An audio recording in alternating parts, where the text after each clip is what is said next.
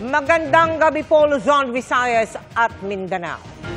Malagim na trahedya na naman sa Himpapawid.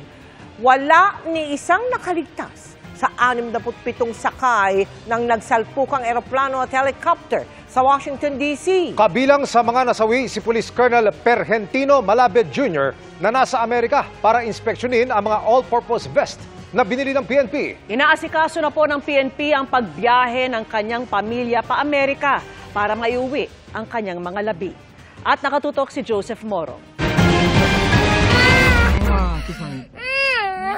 Hindi magkamayaw sa pag-iyak ang batang babae na anak ni Police Colonel Pergentino Malabed Jr. nang ihatid sila ng kanyang pamilya sa airport noong January 22. Bye-bye, love you. Palis noon si Malabed para sa 12 araw na official trip.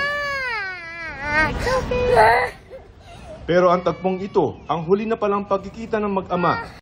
Isa si Malabed sa mga namatay sa salpukan ng American Airlines Flight 5342 at ang isang Black Hawk helicopter sa Washington, D.C. noong January 29. Nasa Amerika, ang 51 years old na si Malabed na hepe ng Supply Management Division ng PNP dahil ininspeksyon niya ang lampas 2,000 all-purpose vest na binili ng PNP mula sa India. Pabalik na sana siya ng February 2 pero sumapit ang trahedya.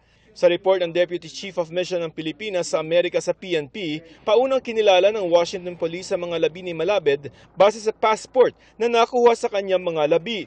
Isa siya sa 30 pa lamang mula sa lampas 6 na pong nasawi sa aksidente na nare-recover. Pero hinihintay pa ang pamilya niya na manggaling dito sa Pilipinas para opisyal na kilalanin ang kanyang mga labi. SOP ng Estados Unidos na yung kinlang po o yung asawa ang makikilala. Kasi po ang pagkakakilala nila sa ngayon ay yung lamang pong pasaporte na nakuha po sa katawan. Ipinagbigay alam na ng PNP sa pamilya ni Colonel Malabed ang nangyari dito at tinutulungan na rin sila na makapunta sa Amerika para maiuwi ang kanyang mga labi dito sa Pilipinas. Lahat po na tulong na magagawa ng PNP para po makabalik yung labi po ni Colonel Malabed kung ma-identify na po siya ng kanyang may bahay. Ipinagluksa ng PNP ang pagkasawi ni Malabed na graduate ng PNP class kabalikat ng 1998. Reserve with honor, integrity, and dedication throughout his career.